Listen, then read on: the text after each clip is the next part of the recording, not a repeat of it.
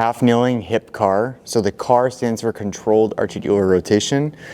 And we're going into a half kneeling position to kind of help lock up our hips, because we're going to use the front of the squat rack here as an external cue to be able to push our hip into. And then we're going to actually use the structure, the metal in and of itself, to pull our torso into. So we're trying to lock up our entire body. We're holding as hard as we can to create tension, and then we're trying to drive the rotation in the leg that's moving through the CAR. So I like to use a yoga block. It does not have to be a yoga block. The reason I like the yoga block is it's got multiple sides, so I can kind of adjust how far away I am from the squat rack. And that's going to dictate my hip extension range of motion without any sort of irritability or without any sort of compensation into lumbar spine, extension. So if I'm somebody who's lacking hip extension, I tend to use the bigger side of the yoga block, because it allows me to get my chest closer to the squat rack, which puts me in a little bit more hip flexion. And then the closer I get, the less hip flexion I'm going to be in, the more hip extension I'm going to be in. Typically, the harder it is to not compensate into my low back.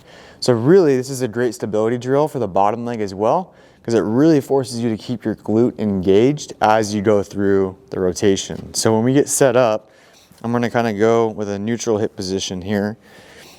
I literally am putting the front of my bony prominence on my hip into this yoga block, and then I'm pushing it into the squat rack here. And then for this example, I'm going to put my shoulder into the post, and I'm literally going to pull myself into the squat rack, and I kind of pull down too to get my abs to fire, so that helps prevent some of the compensation into arching my low back. And what I'm trying to do is I'm trying to bring my knee up, and then I'm bringing my knee out as far as I can. Once I can't go any further, then I start rotating and leading with my heel while my knee stays up, and I reach back behind me at the same time, and I'm coming to get my feet close together. My foot hits, my knee comes down.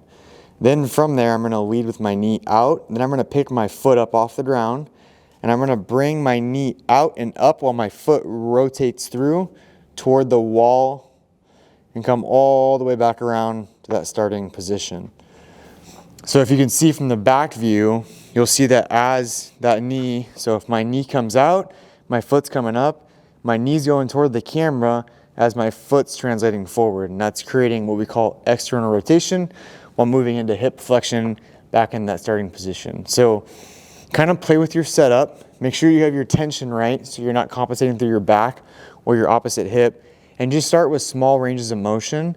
As your confidence in the technique improves, or if I'm cueing you in your programming to increase your range of motion, which means you're increasing how hard you're contracting, you'll adjust accordingly. So to summarize, start easy, progress as able as your confidence goes up, unless I am telling you otherwise within your programming.